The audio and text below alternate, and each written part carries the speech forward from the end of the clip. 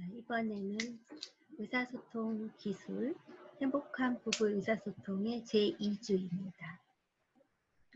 여기에서는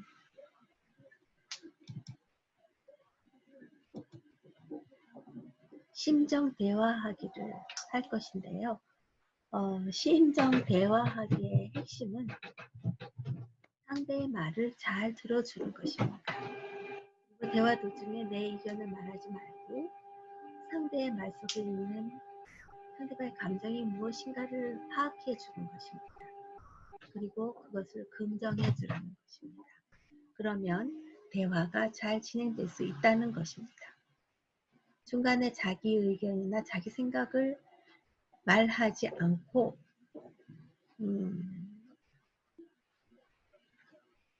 상대의 감정에, 상대의 심정에 충실해 주는 것이죠. 가령 어떤 사람이 남편이나 아내가 나 요새 교회 가기가 너무 힘들고 싫어요. 이런 말을 했다고 합시다. 그럴 때 바로 우리는 조언을 하고 싶고 내 의견을 말하고 싶고 그런 마음이 자연스럽게 드는 것이 사실입니다. 그렇지만 그러지 말고 그 사람의 내면의 감정만을 신해주라는 것입니다. 조언을 하려고 하지 말고 마음이 너무 힘든가 보군요. 이렇게 말하라는 거죠.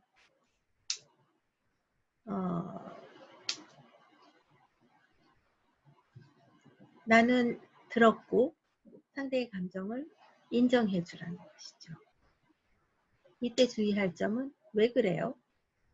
이렇게 물어보지 말라는 것입니다. 그렇게 물어보는 이면에는 내가 뭔가를 판단하고 조언을 해주려고 하는 태도가 깔려 있을 수 있습니다. 나 오늘 너무 힘들었어. 이렇게 말하면 대부분의 사람들은 그 이유부터 묻습니다.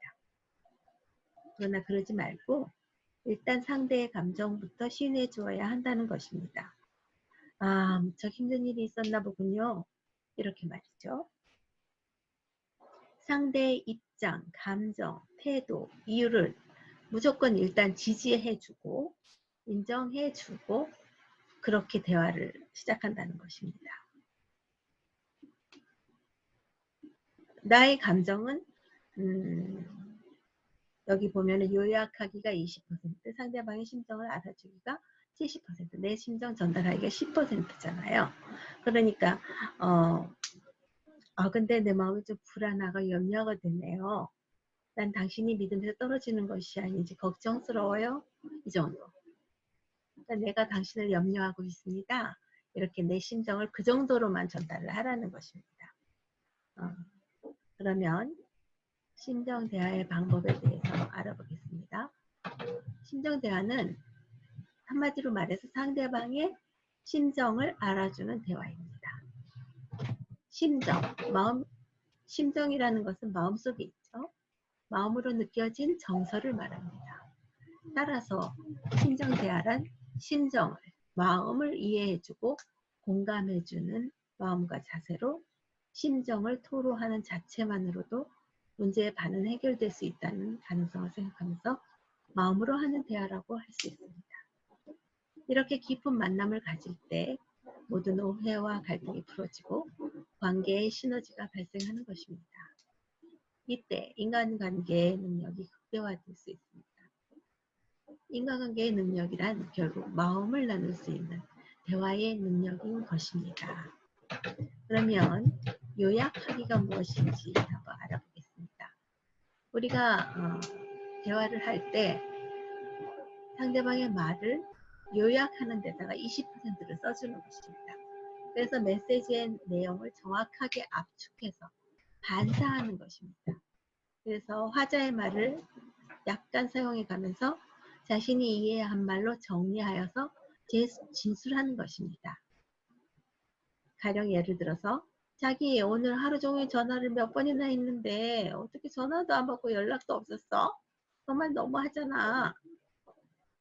이렇게 상대방이 말했습니다. 그랬을 때 내 생각을 얘기하는 것이 아니라 한번 연습을 해보겠습니다. 아유, 오늘 하루 종일 내게 전화를 했는데 연락이 잘 안 돼서 속상했구나. 이 정도. 요약이라는 것에 대해서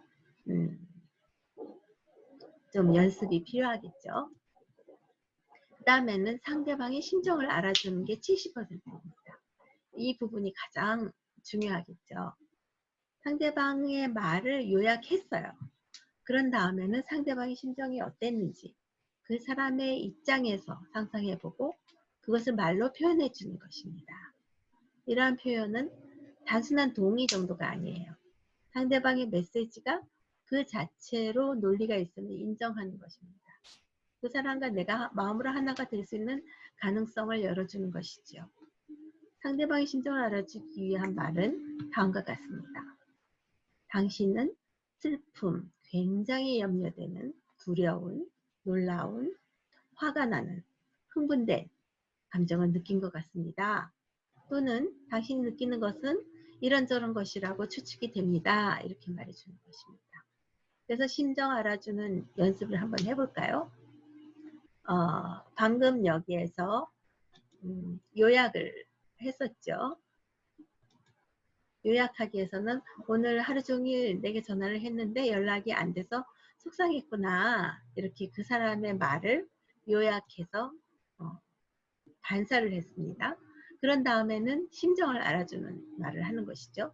내 목소리도 듣고 싶고 많이 보고 싶어서 전화 연락했을 텐데 전화도 안 받고 연락도 없고 속상하고 애가 많이 탔을 것 같아. 문자도 없고 연락도 없으니 또 얼마나 답답하고 속상했을까. 이것은 그 사람의 마음을 충분히 읽어주고 속상한 마음을 달래주는 말이 되겠죠. 그런 다음에 본인의 심정을 전달하는 것입니다. 상대방의 이야기에 깊이 공감하면서도 나의 진솔한 심정을 직접적으로 전달하는 것이죠. 당신의 이야기를 듣고 당신의 그 어떠한 마음이 느낌이 전해지면서 나의 마음은 이랬습니다. 라고 내 심정을 전달하는 것입니다. 자, 심정 전달하기 연습 한번 해볼까요? 네 이야기를 들으니 속상하고 답답하고 애타는 마음이 느껴진다. 종일 생각하고 걱정해줘서 고맙고 그 마음 먼저 알아주지 못해 미안하다는 말을 전하고 싶어. 이거는 본인의 마음을 그 상대방에게 전하는 것입니다. 그래서 이 안에는 고마운 마음과 걱정하는 마음과 미안한 마음이 담겨 있습니다. 이렇게 만약에 대화를 하게 된다면 의사소통이 굉장히 잘 되겠죠. 그런 다음에 한번 갈등 상황 적어보기를 할 것입니다. 파트너와의 관계에서 일어난 갈등 상황을 구체적으로 적어봅니다. 어떤 상황인가? 두 사람은 어떤 방식으로 그것을 해결했는가? 문제의 책임이 있다면 누구에게 있다고 생각하는가? 그 이유는 무엇인가? 이것을 두 사람이 한번 써보는 것입니다. 되도록이면 같은 상황을 써보면 좋겠죠. 그래서 두 사람이 서로 다른 입장에서 자기의 입장과 자기 생각을 글로 표현하는 것입니다. 그런 다음에 그때 갈등 상황에서 가장 힘들고 화가 난 감정은 무엇이며 그 이유를 상대방이 아닌 나와의 관계에서 한번 찾아보게 하는 것입니다. 그래서 여태까지는 이거는 저 사람이 잘못했어. 나는 화가 나. 이런 태도였지만 한번 나와는 관계가 없을 것인가 찾아보는 것이죠. 그런 다음에 심정 대화 기술을 사용해서 두 사람이 한번 심정 대화로 번갈아 가면서 연습을 해보는 것입니다. 그래서 이 갈등을 해결할 수 있다면 어떻게 하는 것이 좋은지 파트너하고 서로 대화를 나눌 수 있을 것입니다. 자, 그러면 갈등 해결을 위한 의사소통 원칙을 한번 알아보겠습니다.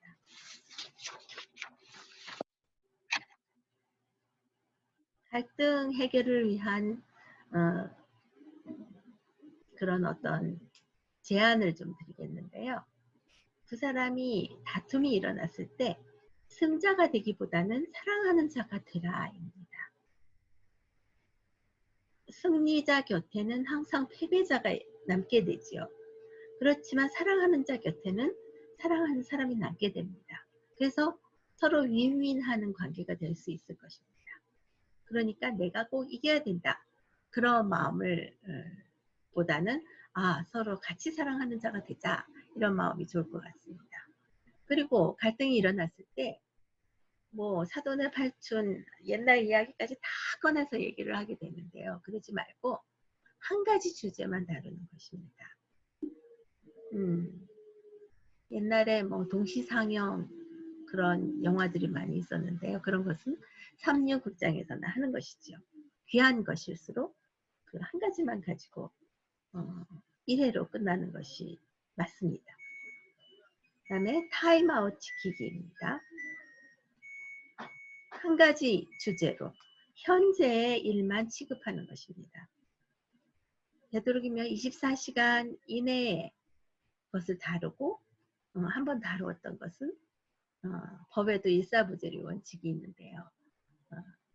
그 다음에는 되도록이면 다루지 말고 그때 다 처리하고 지나가도록 하는 것이 좋겠습니다. 그리고 1m 이내에서 싸우기. 장외 경기는 곤란합니다. 무대를 다른 곳으로 확장시키지 말고 함께 있는 그 자리에서 싸우고 그리고 그 자리에서 끝을 내는 것이 좋겠습니다. 그리고 임시휴전을 하거나 다음에 이게 뭐 이렇게 해서 미봉책으로 끝내지 말고 되도록이면 마무리를 잘 하고 끝냈으면 좋겠습니다. 그리고 제3자가 개입하지 않도록 동맹관계를 맺거나 제3자를 끌어들이는 것을 하지 않았으면 좋겠습니다. 누구의 탓으로 돌리거나 그렇게 되면은 싸움이 더 커질 수가 있습니다. 그리고 관중을 두지 말아야 됩니다. 다른 사람들 앞에 있을 때는 이성을 잃고 있거나 긴장하고 당황할 경우에는 싸움을 피해야 됩니다. 그리고 인격 모독하지 않기. 약점을 하기 위한 짓은 어떤 경우에도 용납되지 않습니다. 문제 있는 사람이 아니라 사람이 가진 문제를 직시하는 것이 좋겠습니다. 그리고 8번째로 분노일지를 기록한다. 갈등이나 분노가 생길 때 그것을 기록해 두는 것입니다. 그리고 적절한 시간에 하나하나 정리하도록 합니다. 완성된 문장일 필요는 없고요. 사실만 낱낱이 기록하면 됩니다. 그리고 한 날을 정해서 그 복잡했던 감정들을 상대에게 정리해서 전달하면 좋을 것 같습니다. 그리고 무엇보다도 먼저 싸우기 전에 기도를 하면 좋을 것 같아요. 저는 신혼 때 싸우기 전에 남편이 고린도전서 13장 사랑장을 읽으면서 사랑은 언제나 오래 참고 사랑은 언제나 온유하며 이것을 둘이 서로 번갈아가면서 읽었던 기억이 납니다. 그렇게 하고 나니까 싸움을 할 수가 없겠더라고요. 그런 식으로 갈등 해결을 위해서 의사소통의 어떤 원칙을 두 사람이 같이 정해보는 것도 좋을 것 같습니다. 그 다음에는 원인 가족과의 갈등이 있는데요. 우리 한국의 전통 가정은 개인의 권리나 이익이 가족보다 앞설 수가 없었던 경우가 많습니다. 그래서 지금은 점점 아니라고 볼 수도 있겠지만 가족주의가 중심을 이루었습니다. 가부장적인 가정이기 때문에 남녀 상하의 신분 의식이 절대적이었고요. 그래서 결혼 관계에서도 부부간의 친밀감과 만족도를 추구하기보다는 어떤 가족 관계에서 더 비중을 두는 그런 경우가 많이 있었습니다. 그래서 부부가 서로 바라는 부부상에 대해서 한국 부인들은 남편이 인격적인 면을 가지고 있기를 기대하고, 한국의 남편들은 부인이 자신이 원하는 대로 해주는 것이 아내가 해야 할 내조라고 생각한다고 합니다. 그래서 이런 어떤 원가족과의 어떤 기초가 있는 상태에서 서로 다른 원가족과 서로 다른 경험을 공유하고 있다가 두 사람이 1대1로 만나서 새로운 가족을 꾸몄을 때 원가족과의 그 갈등이 자기도 모르게 이 새 가정에 영향을 미치게 됩니다. 그래서 이번에는 원가족과의 갈등을 회고하는 것입니다. 원가족 관계에서 일어난 갈등 상황을 기록해 보는 것입니다. 원가족 중에서 나는 누구와, 나의 아버지냐 어머니냐 아니면 할머니냐 어떤 동생이냐 누군가와, 그리고 어떠한 상황에서 어떠한 방식으로 갈등이 있었나, 그리고 문제의 책임이 누구에 있다고 생각하는가, 갈등 상황에서 가장 힘들고 화가 난 감정은 무엇인가, 이런 것들을 회고해 보는 것입니다. 어떤 신혼부부가 있었습니다. 근데 신혼여행지에서 오면서부터 두 사람이 계속 다툼을 했습니다. 남편은 아내를 이해할 수가 없었어요. 왜 아내가 화를 냈는지 도대체 종을 잡을 수가 없었습니다. 그리고 조금 참고 지냈는데 아내의 그런 어떤 분노하는 상태가 점점 심해지고, 그래서 결국은 이혼을 생각하게 되었어요. 그런데 어느 날 아내로부터 그 원가족 이야기를 듣게 되었어요. 그러니까 아내의 할머니가 아내의 어머니를 뭐 구타를 하고 아주 욕설을 하고 그러는 것을 어릴 때부터 이 아내가 보면서 자랐던 것입니다. 그래서 그것이 잘못됐다는 것을 알면서도 자기는 엄마를 지켜주지 못했다는 죄책감, 그리고 엄마가 할머니 때문에 그렇게 아픈 심정을 가지고 참고 지내는 모습을 보면서 알게 모르게 속으로 분노가 쌓여 있었던 것입니다. 그래서 이 아내가 비슷한 상황이 되면 자기도 모르게 분노로 폭발했던 것이죠. 그래서 이 남편은 아내가 왜 그러는지 이해를 하게 되었습니다. 그래서 아내가 똑같이 분노를 터뜨렸지만 이 아내가 그래서 그러는구나 이렇게 이해를 하고 나서부터는 그것이 참을 만해졌습니다. 그리고 서로 그것을 대화로 풀어가면서 아내는 할머니를 찾아가서 용서를 하게 되었고, 그래서 그 사이에서도 관계가 좋아졌던 그런 일이 있었습니다. 그래서 이 원가족과의 갈등 회고, 그 원가족 중에서 어떤 사람과의 그 갈등 문제를 회고하면서 그것을 해결하는 것이 참으로 중요합니다. 그래서 그것을 이렇게 서로 나누면서 심정 대화를 할 수 있으면 좋겠습니다.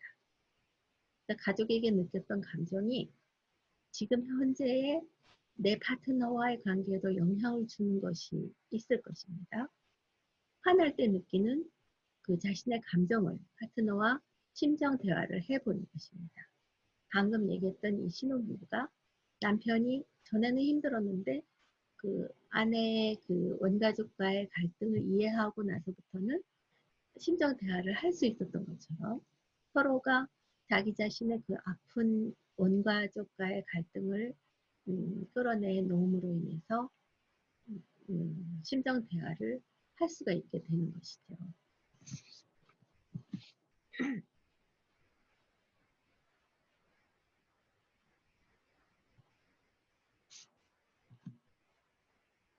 자, 심정 대화가 여기까지입니다.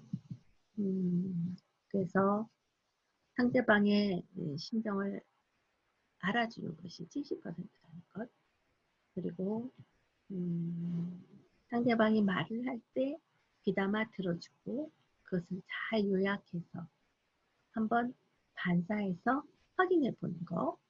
그런 다음에 내 심정을 공감하는 태도로 감사와 미안한 마음을 더해서 상대방에게 전달하는 것. 이게 바로 심정 대화입니다.